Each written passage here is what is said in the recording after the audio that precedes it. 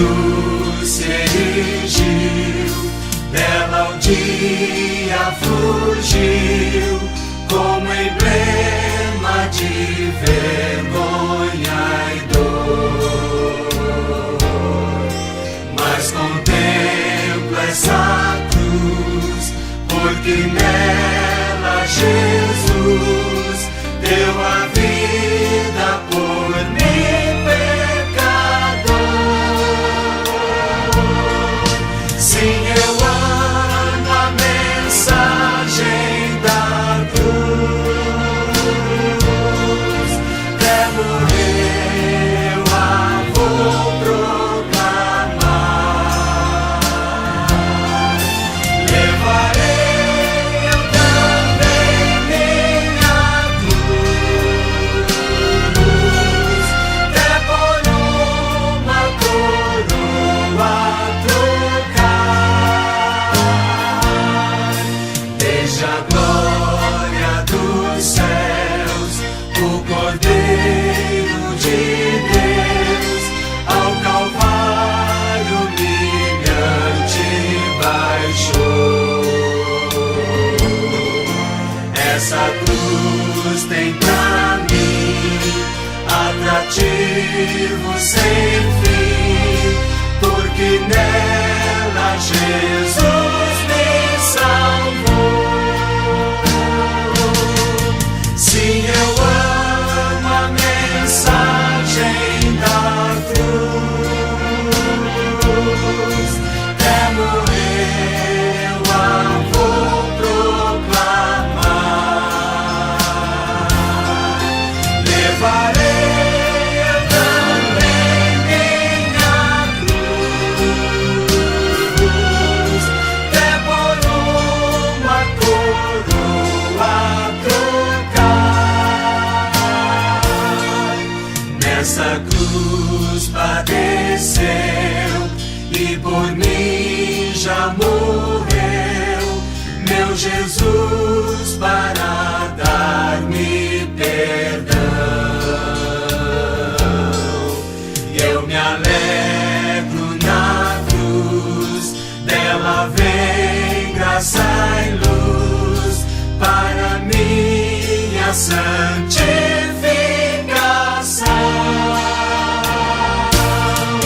Sim, eu amo a mensagem da cruz.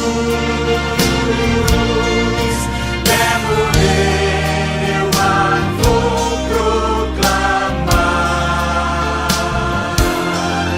Levarei eu também minha cruz, até por uma coroa trocar. Eu aqui com Jesus, a vergonha da cruz, quero sempre levar e sofrer. Cristo vem me buscar e com Ele no lar uma parte da glória hei de ter. Sim, eu amo a mensagem da cruz. Até morrer eu a vou proclamar. Levarei eu também minha cruz, até por uma coroa trocar.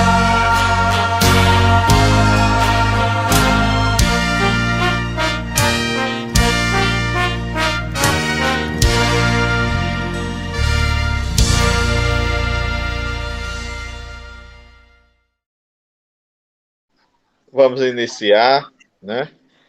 Vamos ter uma oração inicial. Vou pedir para o seu Marcone fazer a oração inicial. Amém. Um pouquinho longo hoje, viu, Beguinha? Tá bom. Um pouquinho longo. Tá bom, a gente vai começar já. Só para você saber.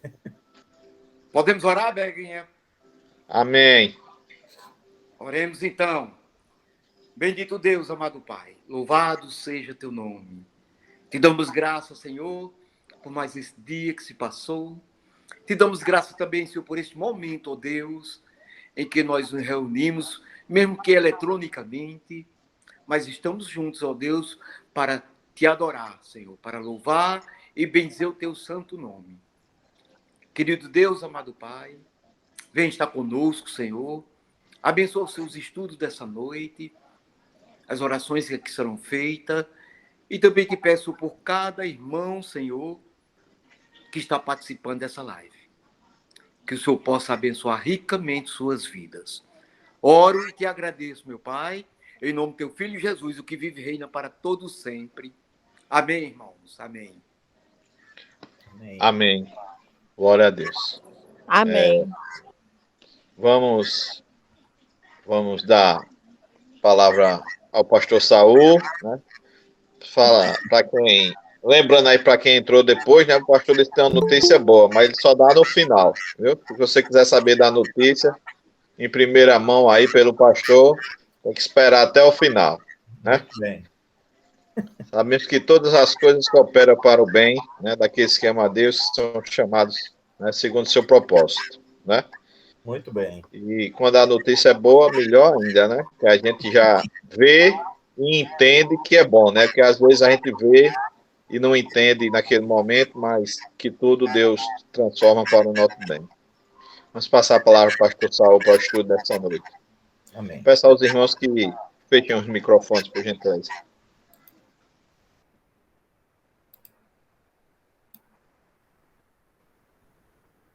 Amados, que a graça e a paz do Senhor Jesus esteja com todos e que Ele nos abençoe grandemente neste dia especial. Hoje nós comemoramos 162 anos de existência como igreja. Na verdade, são 162 anos da chegada do missionário Asbel Green Simonton ao Brasil. É o dia do presbiterianismo brasileiro. Então, nós estamos completando hoje 162 anos. Acredito, irmãos, que nós somos a instituição mais antiga desse país, se brincar, viu? Nós somos mais antigos do que as instituições financeiras, exceto o Banco do Brasil. Mas todas as demais, nós somos mais antigos. Talvez sejamos a segunda instituição que existe nesse país. Nós somos desde o Império. Então, temos uma história aí. E hoje nós vamos tratar um pouco a respeito daquilo que é a Igreja Presbiteriana do Brasil. Peço desculpa aos irmãos, eu havia anunciado terça-feira de que hoje nós estaríamos começando a tratar a respeito dos ofícios de Cristo, mas em sendo hoje o aniversário da Igreja Presbiteriana do Brasil, nós vamos trazer algumas considerações a respeito da igreja e apresentá-la aos irmãos.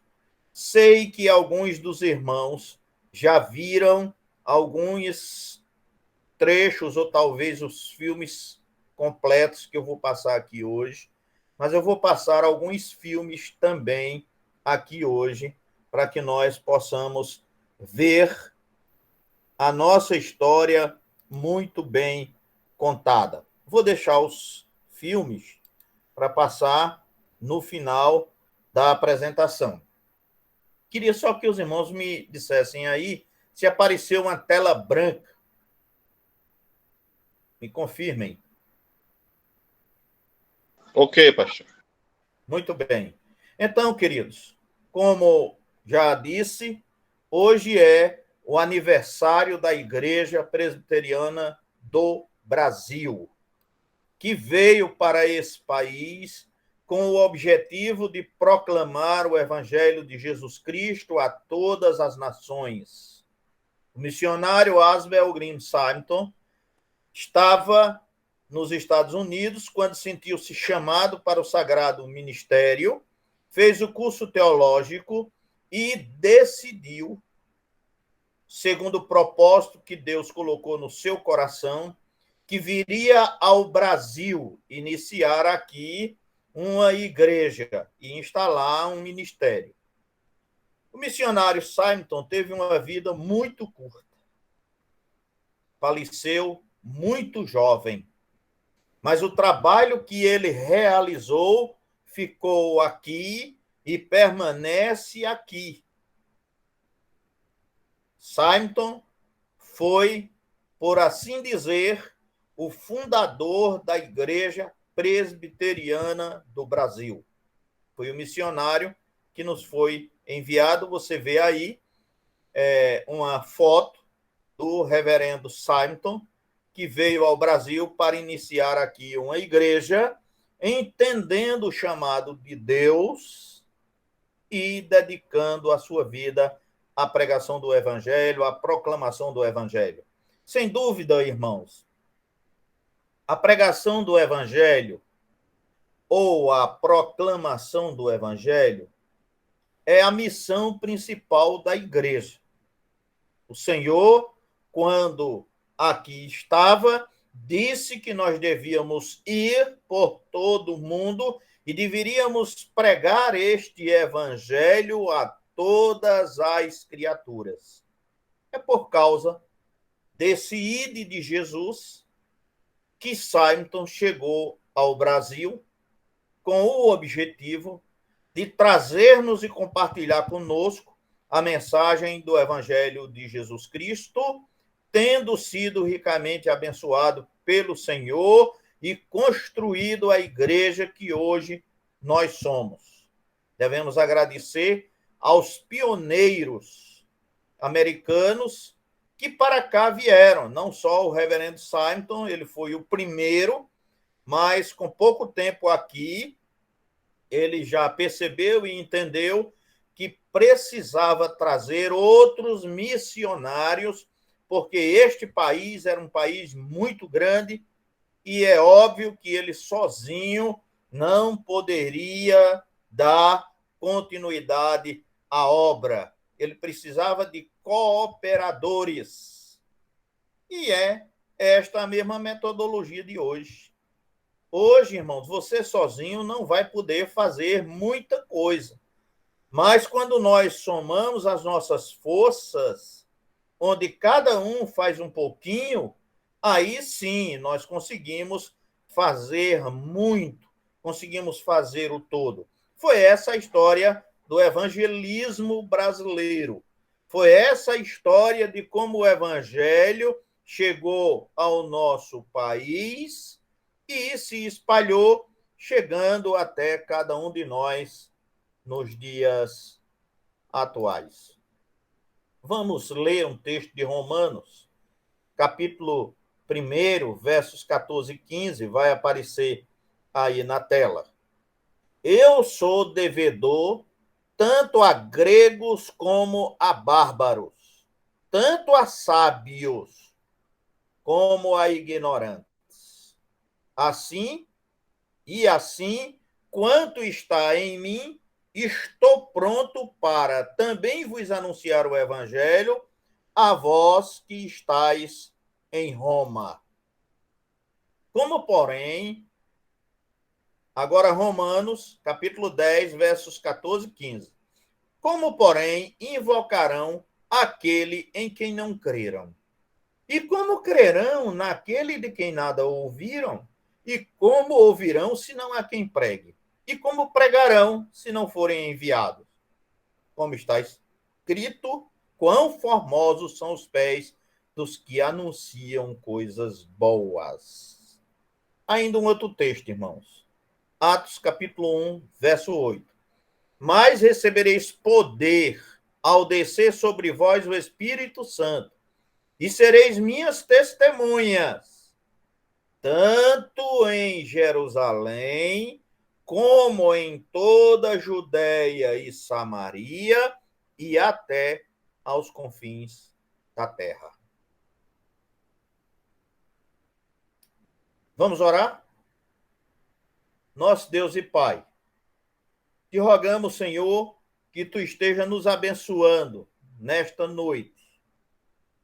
Noite especial em que comemoramos, Senhor, a chegada do missionário que tu enviaste ao nosso país há 162 anos passados. E porque tu tens sustentado esta igreja até hoje e sustentarás até a vinda do Senhor Jesus. Abençoa cada um dos teus servos e faz com que esta palavra que hoje traremos, Senhor, encontre eco em nossos corações e que nós possamos responder positivamente a esta convocação que tu faz à tua igreja e, consequentemente, a cada um de nós. Nos abençoa, nós te rogamos e pedimos no nome de Jesus. Amém. Queridos, Paulo fala no primeiro texto, Romanos 1, 14 e 15, a respeito da sua responsabilidade e do peso que essa responsabilidade tem na sua vida.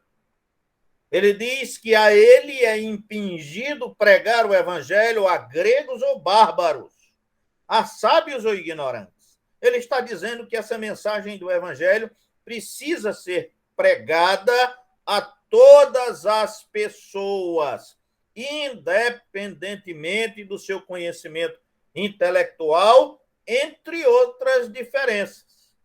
O evangelho veio e vem para ser pregado a todas as pessoas. E no capítulo 10 ele diz: como invocarão daquele em quem não creram? Como crerão naquele de quem nada ouviram? E como ouvirão, se não há quem pregue? Isto, irmãos, ressalta a nossa importância. Nós somos responsáveis e somos responsabilizados por Deus para pregarmos o evangelho de Cristo a todos aqueles que estiverem ao nosso alcance. E é justamente isso que Atos dos Apóstolos diz.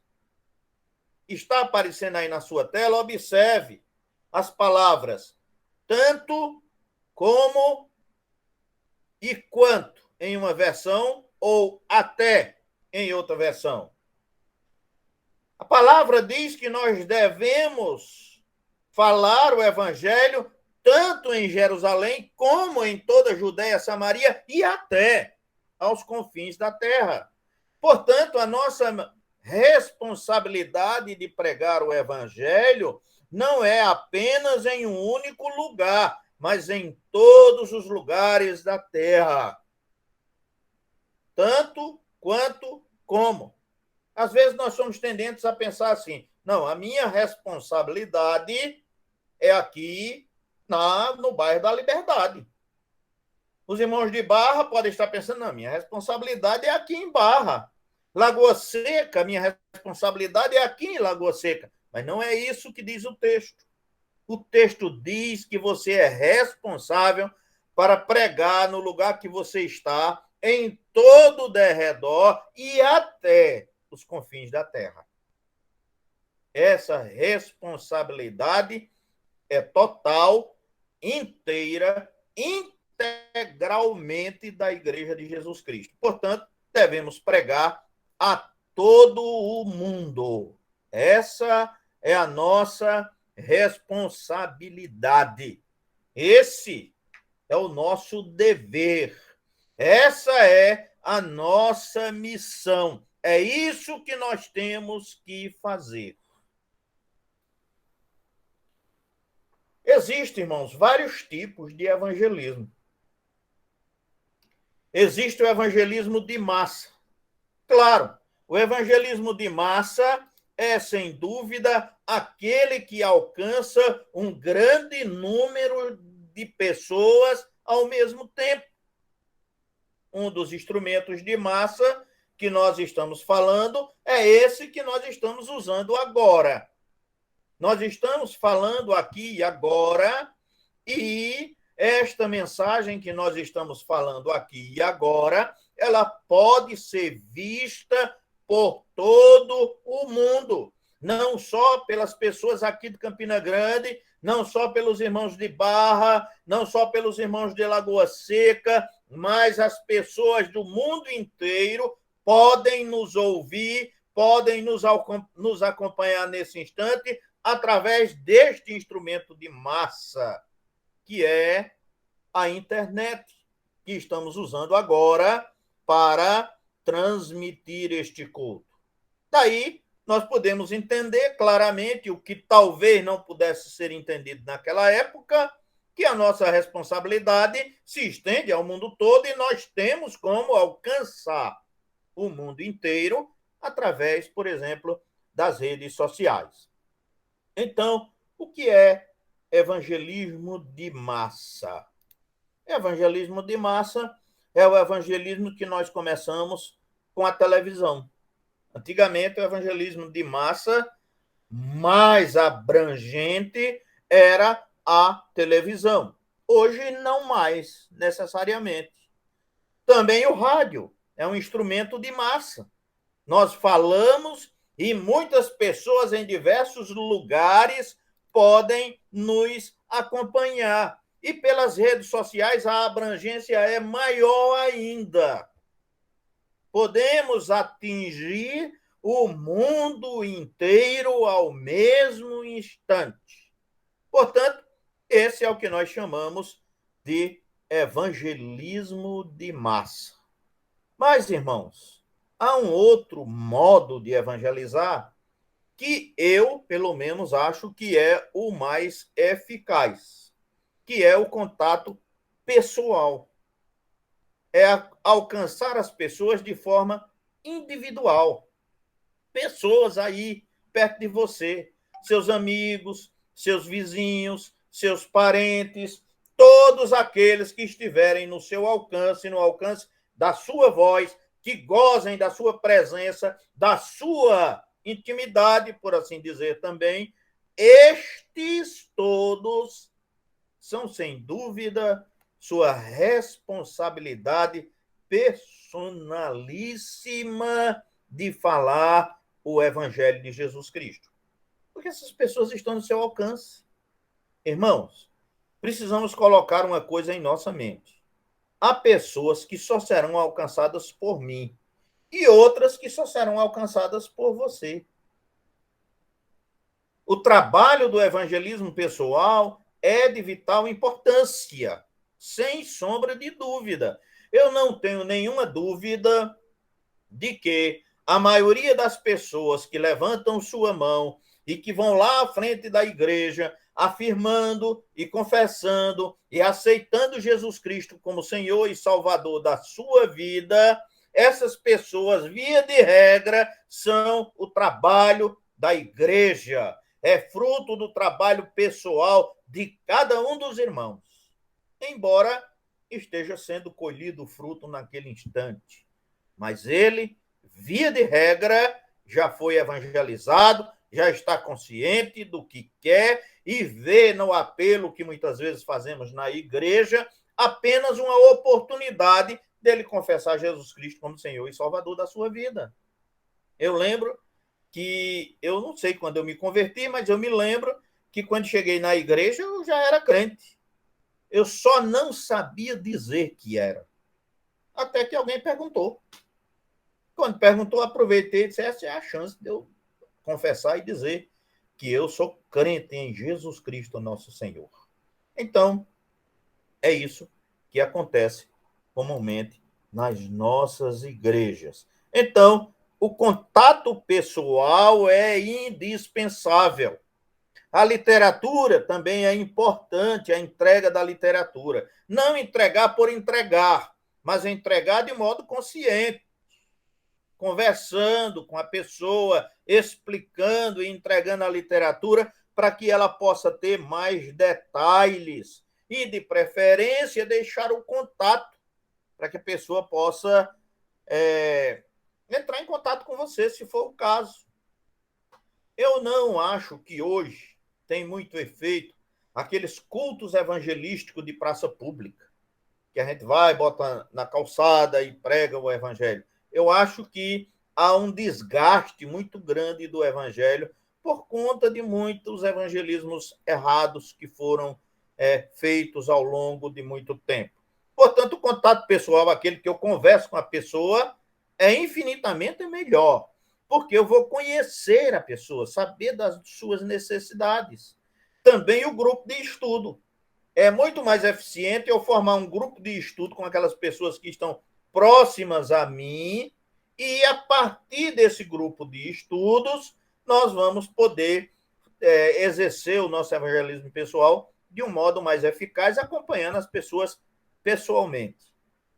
Esse acompanhamento pessoal é imprescindível. Observe o que Jesus diz. Ele não diz, pregue o evangelho e tchau. Sua responsabilidade está feita. Não, ele não diz isso. Ele diz, fazei discípulos. Fazer discípulo, irmão, quem é professor sabe disso, né? Nós temos alguns professores que estão conosco, sabe disso, né? Para você fazer discípulo, fazer seguidor, é necessário você gastar tempo, é necessário você ensinar, e não se aprende as coisas instantaneamente, não é? Você vai ensinando. Quanto tempo dura nossos cursos, de um modo geral? Pelo menos uns 12 anos, né? Temos o pré-primário, primário, segundo grau, e aí vai, grau superior. Então, quando você soma tudo isso, você vê que gasta um tempo muito grande. O próprio Jesus gastou 3 anos para ensinar os seus discípulos. E, às vezes, nós queremos resumir em uma mensagem, em uma palavra, a nossa responsabilidade. Não. Nossa responsabilidade é muito maior do que a que nós imaginamos que temos. O que é evangelismo? Evangelismo, irmãos, é sem dúvida o ato de levar o evangelho, a mensagem de salvação, àqueles que não são salvos. É isso que nos diz Mateus, no capítulo 28, versos 19 e 20. É o ato de levar o evangelho, isso é evangelizar. E, enquanto isso, o evangelho é o próprio Cristo, quem ele é, o que ele fez e como pode ser reconhecido numa experiência pessoal. Essa a nossa atribuição. Tornar o evangelho conhecido para que a pessoa possa ter uma experiência com o Senhor Jesus. Isto é a nossa missão. Evangelismo pessoal é, portanto, o crente tratando indivíduos um por um. E é bom lembrarmos-nos que é Cristo que nos faz pescadores de homens, conforme Marcos, capítulo 1, e o verso de número 17. Mas aí, irmãos, vem a pergunta: o que devemos pregar? O que é que eu devo pregar? Antes, quero dizer-lhes que o Evangelho é a porção da Bíblia que tem referência ao incrédulo e inclui a obra de Cristo em dar a sua vida. Precisamos conhecer e precisamos divulgar. Quando nós testificamos, nós falamos aquilo que nos é dado nas Escrituras. Nós não inventamos ou pregamos as nossas próprias ideias, mas nós pregamos aquilo que o Senhor nos deu. Neste sentido, Paulo nos orienta na primeira carta aos Coríntios, no capítulo 15, versos de 1 a 4, ainda em Gálatas, capítulo 1, versos 6 e 9, 1 aos Coríntios 11, 23, também Jonas, no capítulo 3 e no verso de número 2. O fato, queridos, é que a Bíblia contém toda a revelação da vontade de Deus. Entretanto, apesar disso, há ensinos principais, como, por exemplo, os evangelhos. E é isso que nós devemos começar a pregar, não é? Primeiro, é importante a gente ressaltar, ao evangelizando, o que a Bíblia diz sobre Deus. O povo tem ideias erradas, eles são ignorantes no que diz respeito à personalidade e ao próprio caráter de Deus. Mas a Bíblia, irmão, nos ensina muita coisa a respeito de Deus. Não vou citar todos os versículos, porque o estudo se estenderá muito. Mas, por exemplo, no Salmo 90, o salmista fala da existência de Deus, logo Deus existe.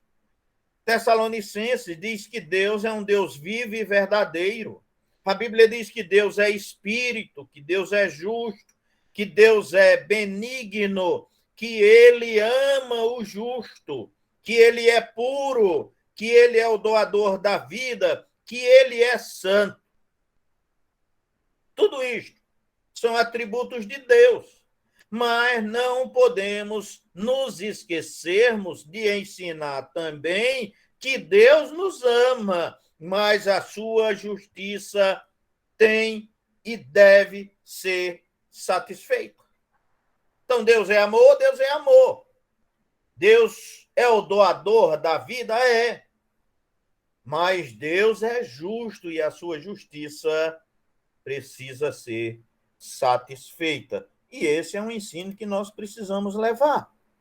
Segundo, o que a Bíblia diz sobre a condição do homem. Não se engane. Os homens, em geral, acham que são bons e que não precisam de Deus ou de salvação.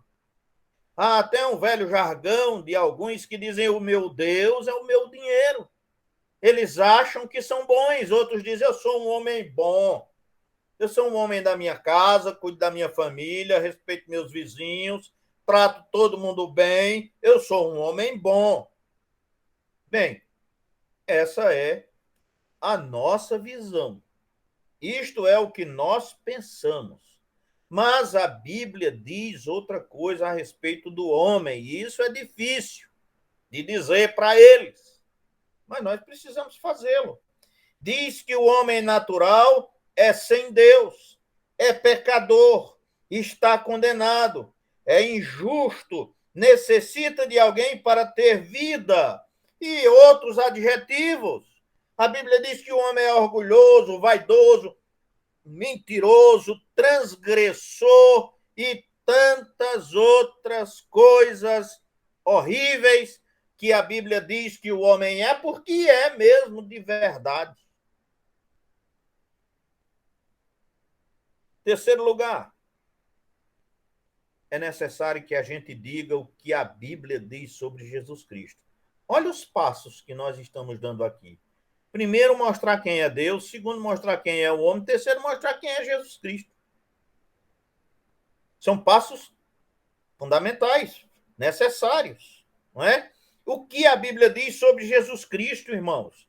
Não se engane, porque o mundo também tem ideias erradas a respeito da vida e da morte de Jesus.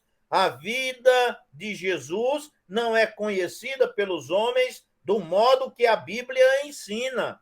Por isso, eles têm uma visão equivocada. E é necessário que a gente mostre a eles o que Jesus fez. Jesus nasceu do Espírito Santo, Jesus é Deus, Jesus nos deu a sua vida, Jesus sofreu, foi crucificado, ressuscitou, foi elevado aos céus, Deus o fez Senhor e ele vai voltar. É necessário que a gente explique tudo isso, entre muitas outras coisas. Eu estou aqui fazendo, irmãos, um resumo do resumo do resumo daquilo que Jesus Cristo é. E temos ainda um outro passo. Dizer e ensinar o que a Bíblia diz sobre a exigência divina. Ah, e é uma exigência? É claro que há uma exigência. A mensagem do evangelho requer uma ação por parte do ouvinte. Aceitação ou rejeição, não tem outra alternativa. Quando nós pregamos o evangelho, a pessoa ou aceita Jesus ou ela rejeita Jesus. Não há outra opção. E isso também nós precisamos ensinar, mostrar, deixar claro para o evangelizando que ele precisa ter uma atitude positiva na aceitação de Jesus Cristo como Senhor e Salvador da sua vida. E neste sentido, a Bíblia aponta o novo nascimento. É necessário que o homem creia em Jesus. É necessário que o homem receba Jesus. É necessário que o homem seja justificado pela fé. É necessário que o homem tenha um coração puro para que ele possa chegar a Deus. Observe, só nesse pequeno estudo aqui, 4 ensinos fundamentais que você precisa levar. Primeiro, apresentar quem é Deus. Segundo, apresentar quem é o homem, sobre a condição dele.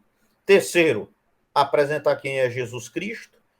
E quarto, deixar claro a exigência de Deus para que possamos receber a vida eterna que está em Cristo Jesus. Mas vem a pergunta: quem pode evangelizar? Quem pode evangelizar? Está aí a resposta. Entre outras, aqueles que já foram evangelizados e são salvos.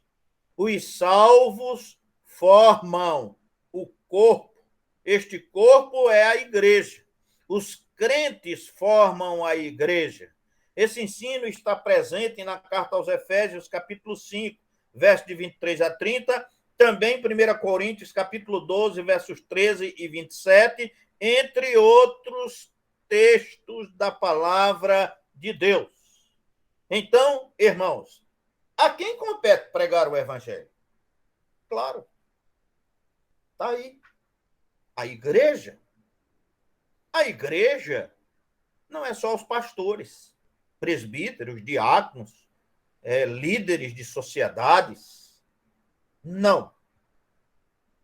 A igreja somos todos nós. E se a igreja precisa pregar o evangelho, significa que todos nós precisamos pregar o evangelho, porque essa é uma atribuição nossa, que foi dada pelo próprio Jesus Cristo e nos foi comunicada em diversas ocasiões, inclusive quando ele estava sendo assunto aos céus.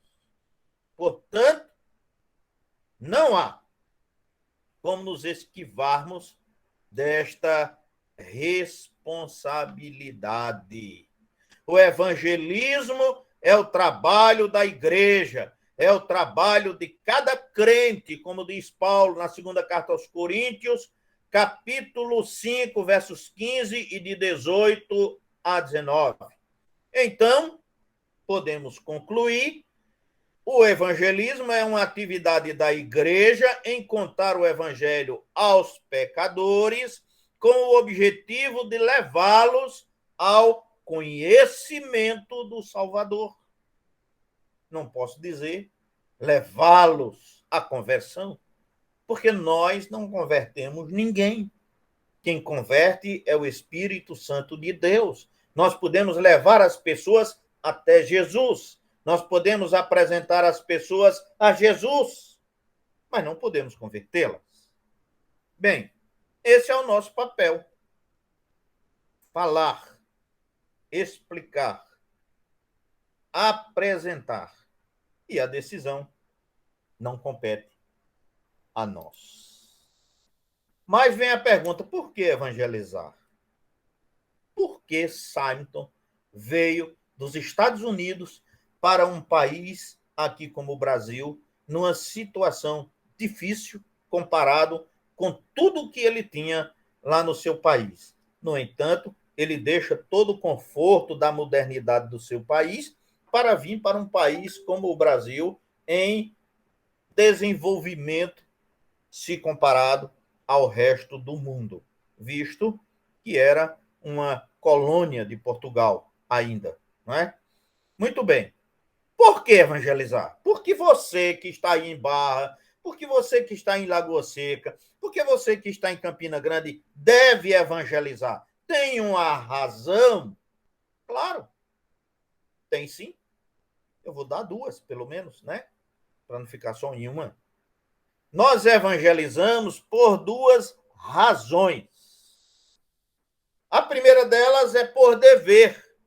Jesus mandou. E a segunda é por amor, pela compaixão para com as almas perdidas. Primeira, dever. Romanos, capítulo 1, versos 14 e 15. Texto lido. Paulo fala a esse respeito. Dever, irmãos, é a obrigação de levar o evangelho a toda criatura. Deus mandou, Jesus mandou. Ele deu à igreja a tarefa de pregar. Portanto, pregar o evangelho é o trabalho de cada beneficiário do evangelho, é o trabalho de cada crente, é o meu trabalho e é também o seu trabalho. Romanos, capítulo 1, versos 14 e 15. Texto lido. É muito claro a esse respeito. Segunda razão, evangelizamos também por amor. Lucas 19, 41. Amor. Evangelizamos por causa da compaixão que temos, ou que pelo menos deveríamos ter, para com as pessoas sem Cristo. Cristo nos deu o exemplo deste amor em Lucas, no capítulo 19, no verso 41, quando ele chorou sobre Jerusalém, porque dizia ele, são como ovelhas que não têm pastor. Jesus chorou sobre Jerusalém.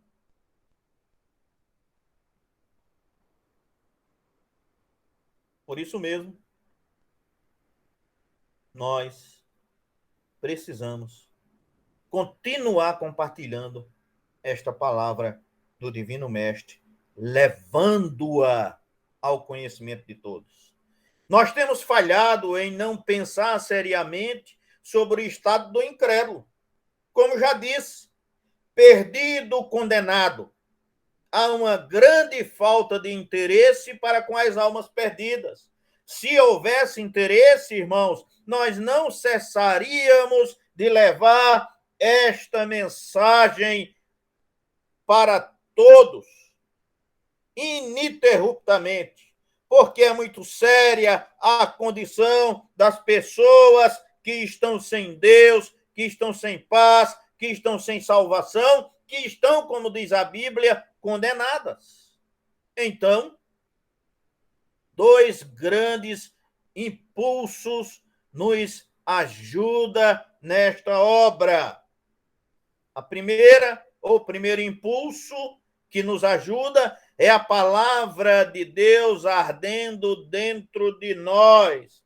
Isto é amor, isso é compaixão, isto é preocupação com aquele que está indo para o inferno e poderá ir por minha negligência. O Atalaia, o Senhor diz, deu aviso. Se você não der, eu vou requerer isso de você. E a segunda é justamente pelo dever. Deus mandando obreiros para a seara. Isto é dever. Observe, queridos, que a grande comissão ordenada por Jesus, em Mateus, no capítulo 28, nos versos 18 a 20, não será realizada dentro da igreja. Nós temos que sair. Romanos, capítulo 10, versos 14 e 15, Paulo diz isso muito bem. É claro que eu devo convidar pessoas para vir à minha igreja. É claro que eu devo convidar pessoas para virem à igreja e ouvirem o evangelho pregado por alguém que Deus escolheu. Mas eu também preciso ir onde estão aqueles que não vão vir para a igreja, porque esta é a minha obrigação, este é o meu dever. Qualidades do pregador. Aí está, irmãos, um ponto muito importante. Qualidades do pregador. Não sei se vocês já ouviram alguém chegar e dizer: o quê? Fulano é crente? Esse aqui? Olha que coisa, né? Essa pessoa pregando o evangelho. Precisamos estar atentos às qualidades que precisamos ter. Claro que todos nós temos defeitos. É inevitável. Enquanto estivermos aqui, teremos defeitos? Sim, teremos defeitos. Mas é necessário termos também qualidades. E as qualidades que o Senhor exige do pregador, que são todos os crentes, é, em primeiro lugar, a santidade. Deus usa vidas puras em dia com ele e com os homens. Ele diz isso na segunda carta a Timóteo, capítulo 2, verso 21. Então, uma vida de santidade. As pessoas precisam reconhecer você pelo seu testemunho, por aquilo que você representa na sua comunidade. Segunda qualificação, compaixão e amor. Um desejo de ver pecadores convertidos, conforme Paulo tinha esse desejo, e registra em Romanos, no capítulo 9, versos de 1 a 3. Terceiro, convicção. O pregador precisa ter convicção, sem duvidar das doutrinas da Bíblia, não vacilando e falando com segurança. Jesus foi elogiado porque ele falava com autoridade, ele falava com convicção, ele falava com segurança. Romanos capítulo 1, verso 16, Paulo nos fala a esse respeito. Compreensão. Em primeiro lugar, compreensão da mensagem, compreensão de homens e as situações pelas quais passam, para saber dosar a mensagem do evangelho a ser levada para estas pessoas. Neste sentido, Tiago, no capítulo 1 e no verso 5, nos fala a respeito. Bem, e agora nós chegamos a um aspecto importante, e eu chamo a sua atenção, a respeito do posicionamento da metodologia da Igreja Presbiteriana do Brasil.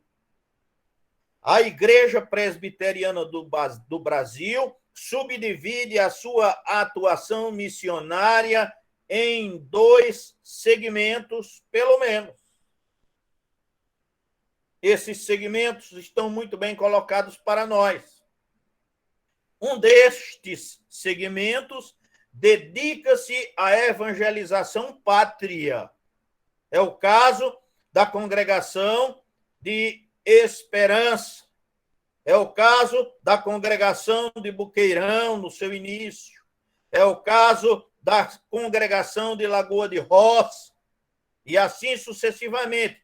É o caso da Congregação de Barra de Santa Rosa, entre outras. Não é? Então, o primeiro aspecto, o primeiro segmento, cuida desse tipo de evangelização, a evangelização pátria, e o outro foca a evangelização transcultural, junto aos estrangeiros e povos indígenas do Brasil. Consiste em pregar o evangelho a outras culturas. E, irmãos, nós tivemos isso já reconhecido aqui no Brasil. Há alguns anos, a Rede Globo apresentou um trabalho a respeito dos evangélicos no Brasil. O primeiro desses trabalhos focou no trabalho da Igreja Presbiteriana do Brasil. E esta visão é a visão que o mundo tem da Igreja Presbiteriana do Brasil. Observe a importância da nossa vida de santidade, da nossa vida de testemunho. Vou colocar essa reportagem, em seguida vamos passar para outra tela. Preste atenção, essa reportagem da Rede Globo. O Jornal Nacional vai apresentar a partir de hoje uma série de reportagens sobre obras sociais de algumas das dezenas de igrejas evangélicas presentes no Brasil. Segundo o IBGE, enquanto a população brasileira cresceu 15,5% entre os dois últimos censos, o número de evangélicos dobrou. Hoje, são cerca de 15% dos brasileiros. Então, a maioria católica representa 73% da população, as obras da Igreja Católica são mais conhecidas. Essa semana nós vamos ver o trabalho que os evangélicos estão fazendo, não só em cidades grandes, como o Rio de Janeiro, mas também em comunidades menores, no interior do país, apoiando populações que frequentemente são esquecidas pelo poder público.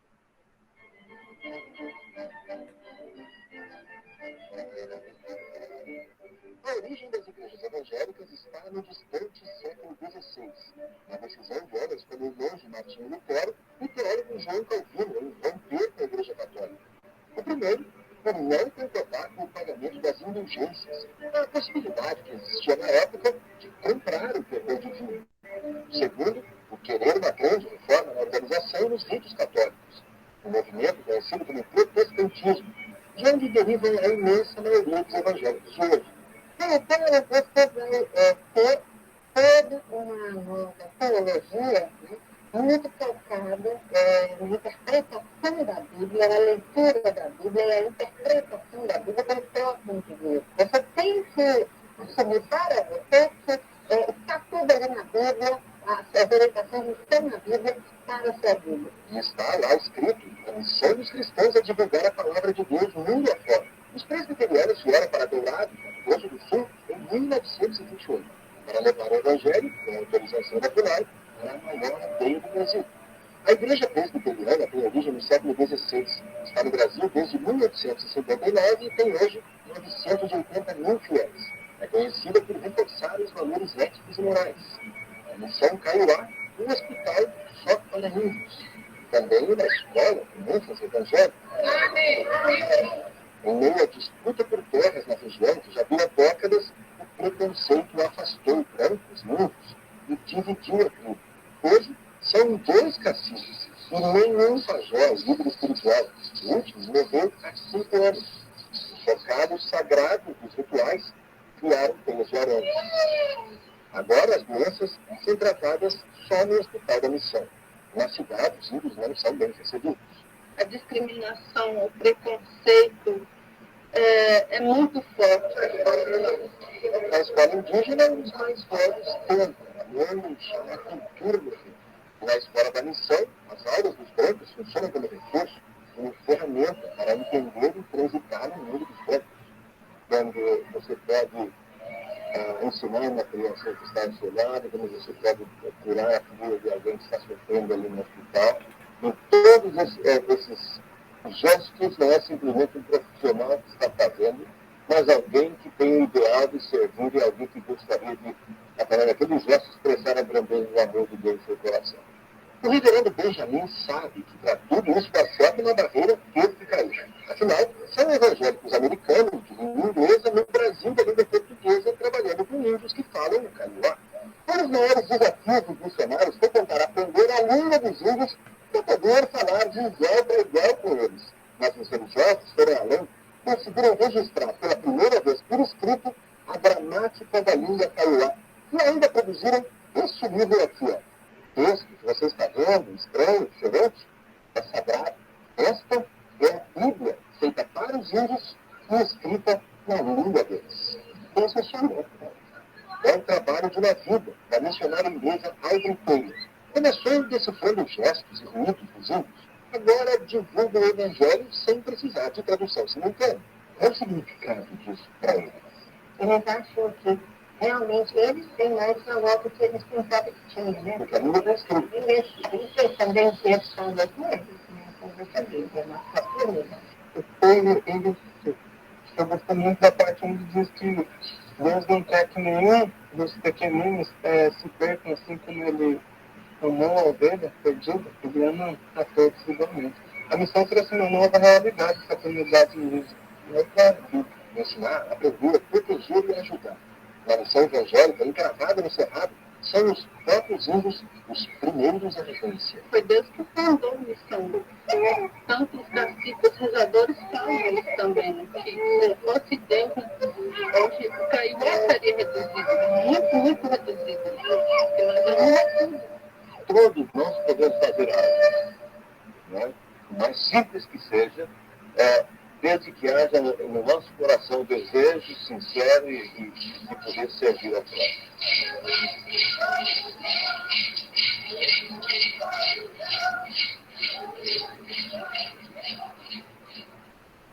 Amanhã você vai ver como a vida de moradores de rua está se transformando por causa do trabalho dos motoristas. O Jornal Nacional vai apresentar.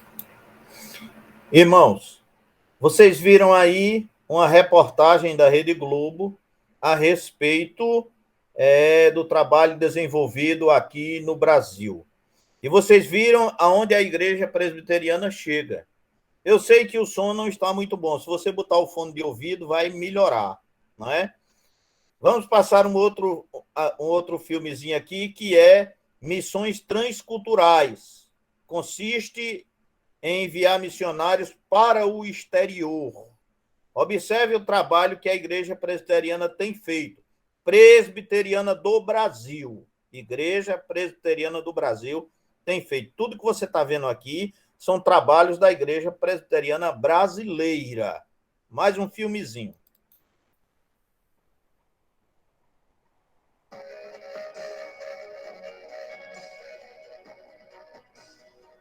Nosso planeta possui mais de 7 bilhões de habitantes e muitos nunca ouviram falar de Jesus Cristo.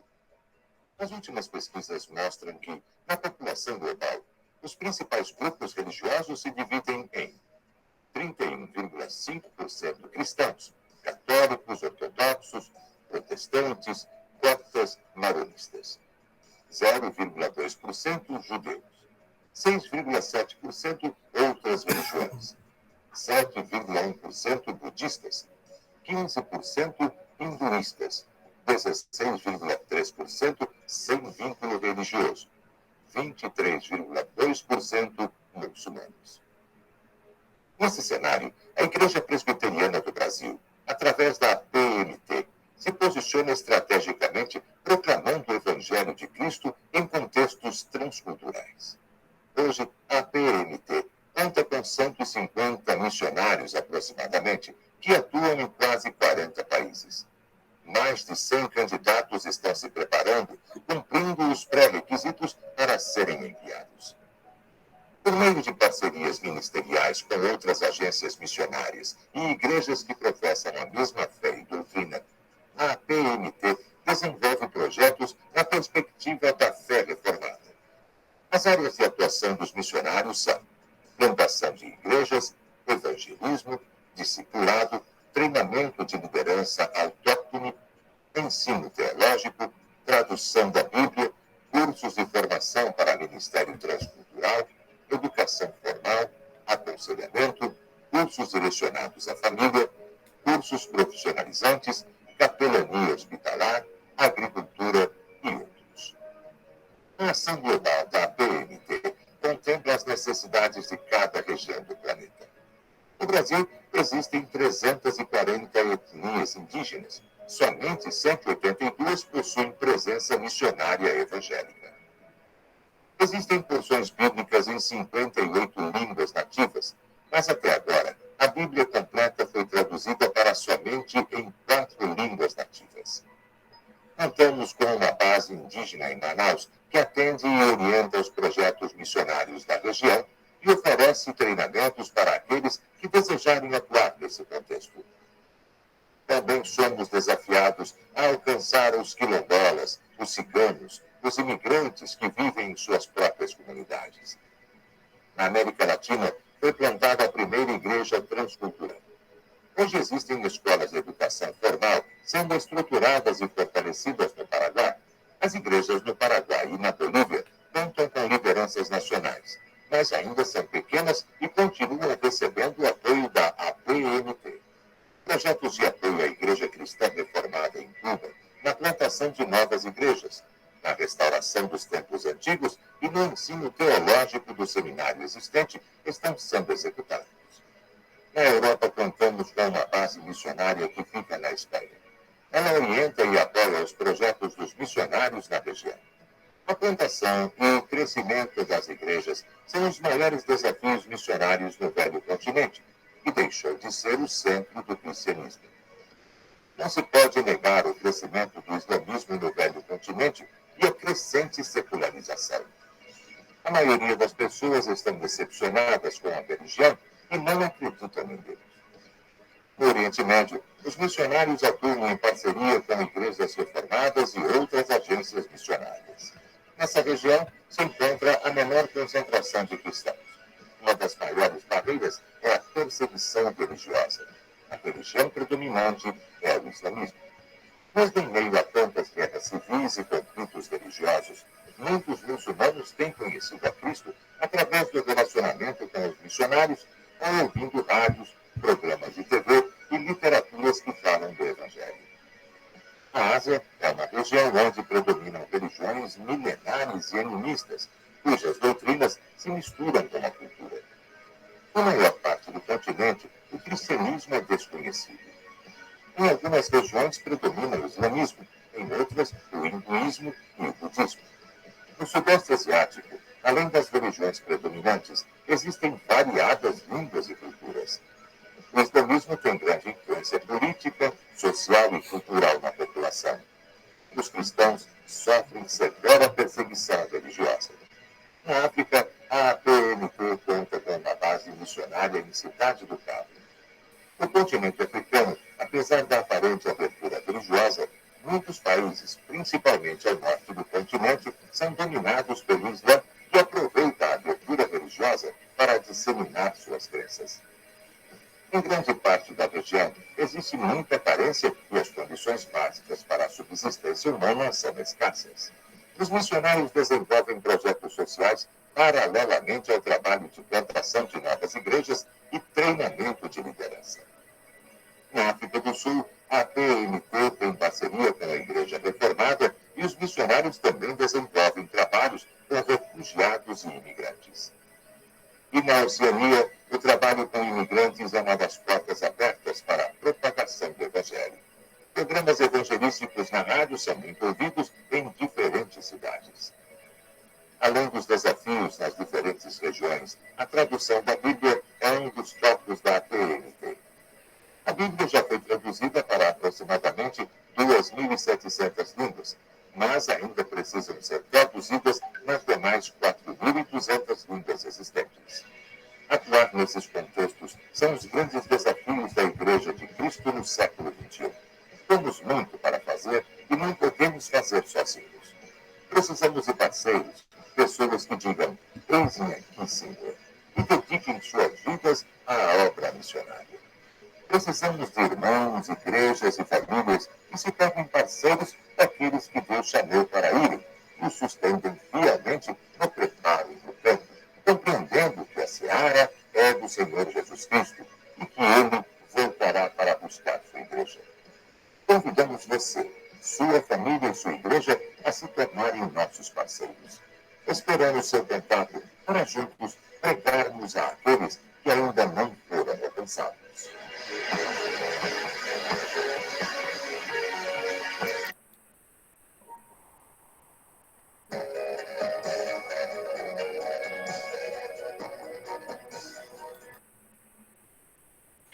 Irmãos, finalmente nós vamos apresentar o último filme. Este último filme, ele trata da Junta de Missões Nacionais.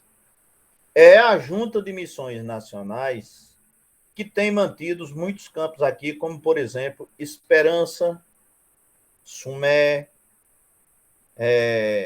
Buqueirão durante determinado tempo, Lagoa de Roça durante 5 anos.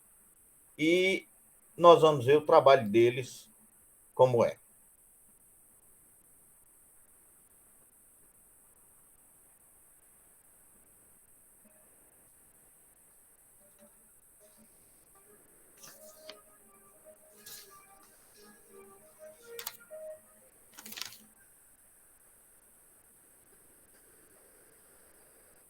como é grande o nosso país.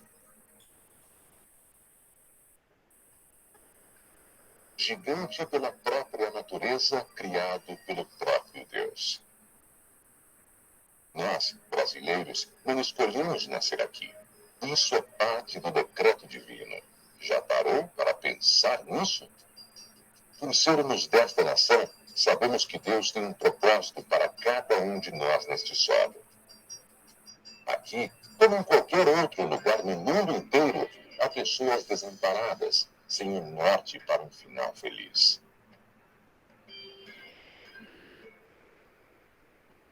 Mas nós, cidadãos do céu, sabemos o caminho. Como nação santa, fomos chamados para semear as virtudes do nosso Senhor e Salvador aos eleitos de Deus entre o povo brasileiro. Uma vez transportados das trevas para a maravilhosa luz, temos o compromisso de anunciar as boas novas de Cristo nas pequenas e grandes cidades, do Iapoque ao Chuí. Estamos presentes em todos os estados desse vasto território nacional.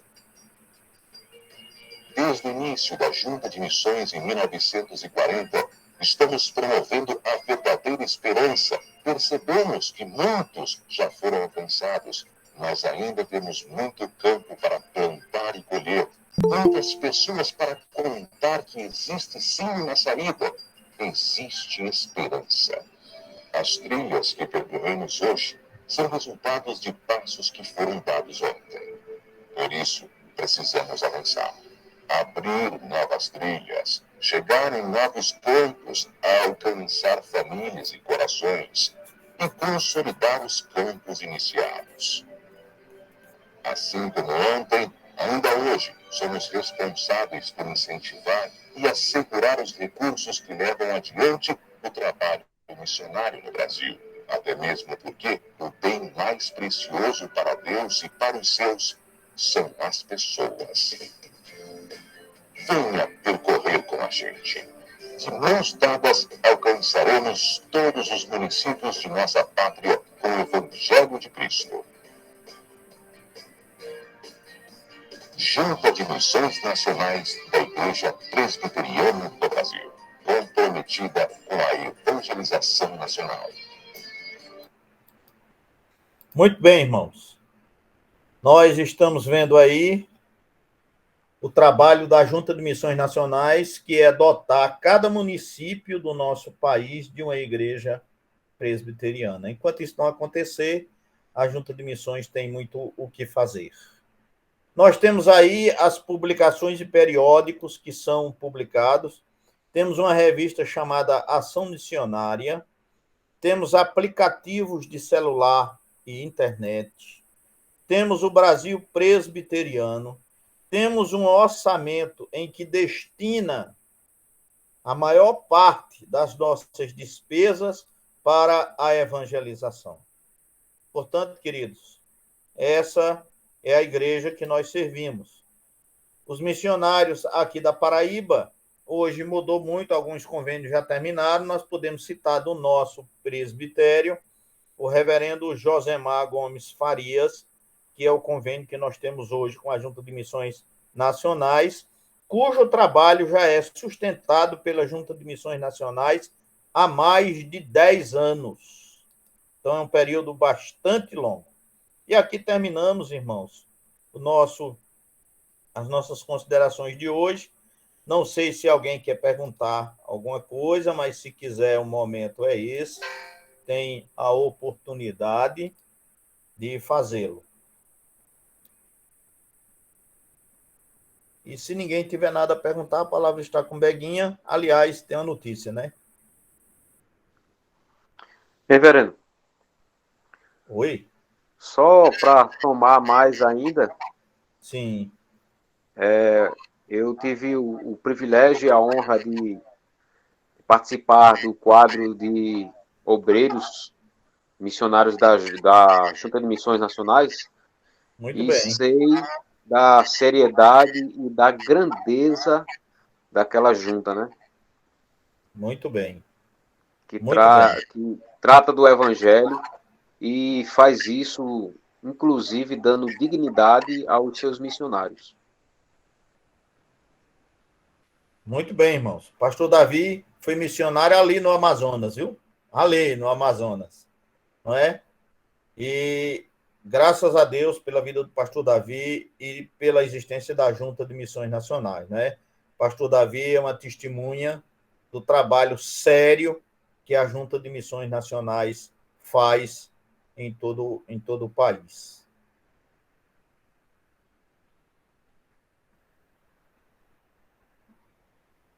Estou à disposição. Bem, não havendo mais nenhuma pergunta, quantas pessoas nós temos logado? Aí, deixa eu ver aqui, 14, né? Pronto, essas 14 são as privilegiadas que vão ouvir em primeira mão a notícia que eu tenho para dar aqui. Nós mandamos, irmãos, apesar do sínodo da Paraíba, nós mandamos um projeto para a Junta de Missões de Pinheiros, projeto de Barra de Santa Rosa. E eu acabei de ser avisado agorinha há pouco que o nosso projeto foi aprovado e que a Junta está designando um valor de R$90 mil para a gente levantar a igreja. Glória a Deus. Cuja parcela deveremos receber provavelmente a partir do mês de março, em parcelas mensais até se completar os 90 mil.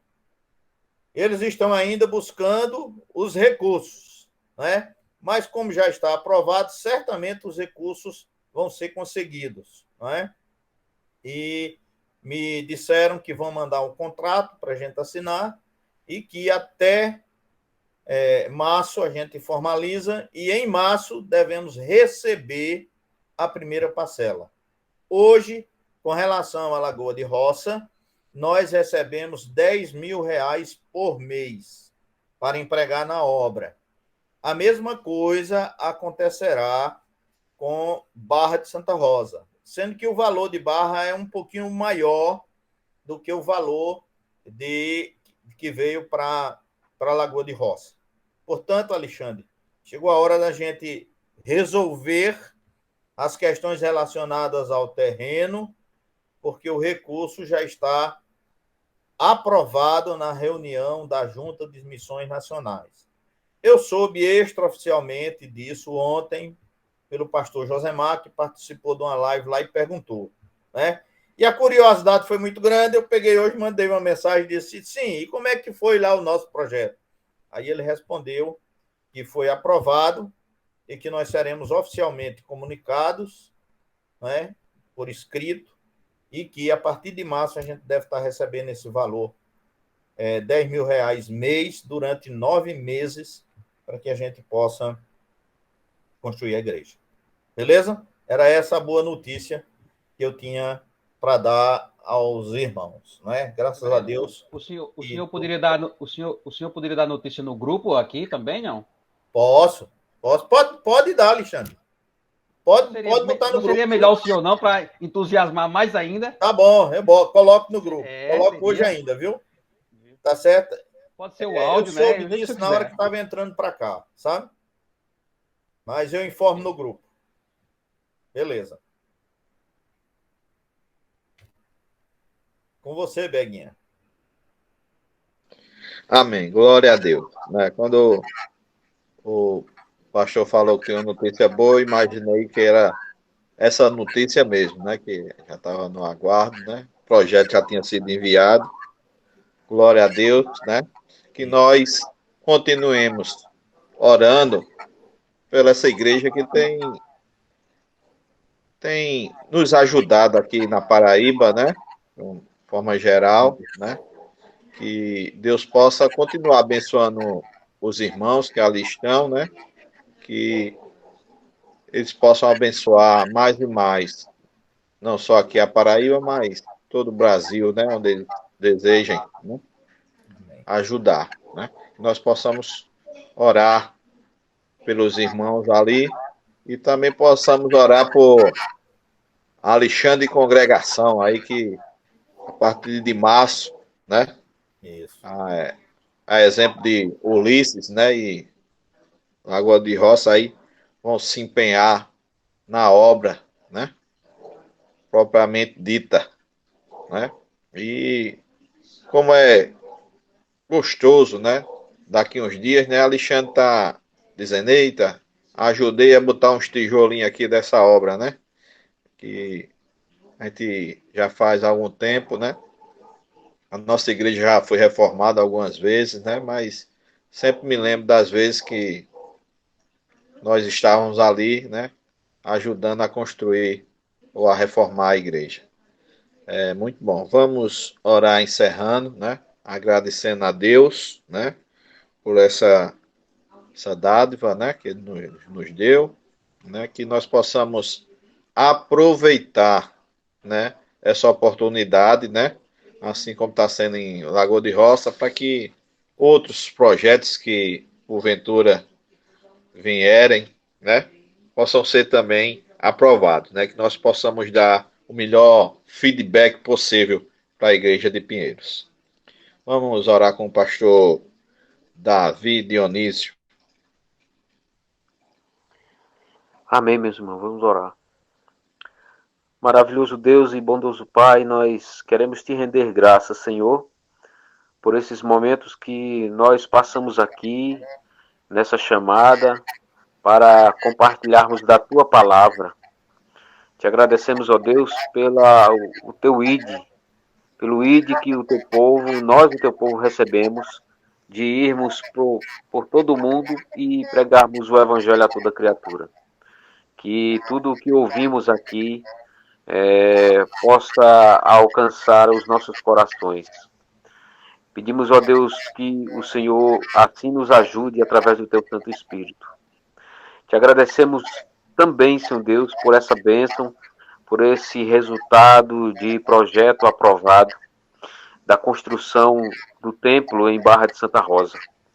Que essa construção ela possa ser feita também, Senhor Deus, nos nossos corações, de forma que o Evangelho venha a ser pregado, continuar sendo pregado ali naquela cidade, muitas vidas venham ser alcançadas para a glória do Senhor e que aquela igreja seja forte e faça toda a diferença como sal e luz naquela comunidade, Senhor Deus. Nos despedimos assim, agradecidos no nome santo de Jesus, o nosso Salvador. Amém. Amém. Amém, querido. Que Deus abençoe a todos, irmãos. Amém. Deus abençoe a todos. Amém.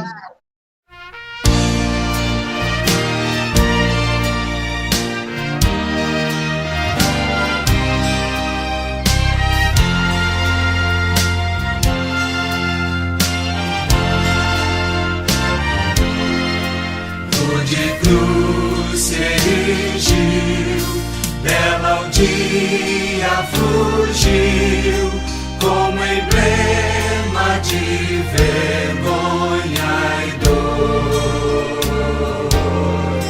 Mas contemplo essa cruz, porque nela Jesus deu a vida por mim.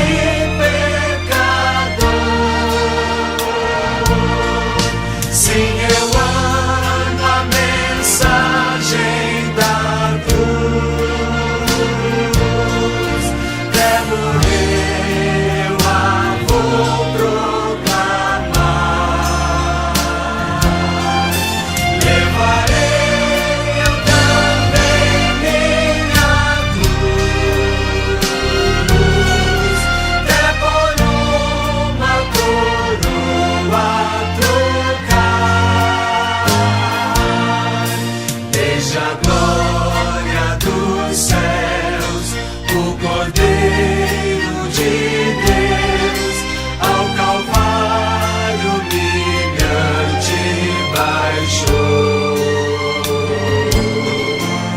Essa cruz tem pra mim atrativo sem fim, porque nela Jesus me salvou. Sim, eu amo a mensagem da cruz.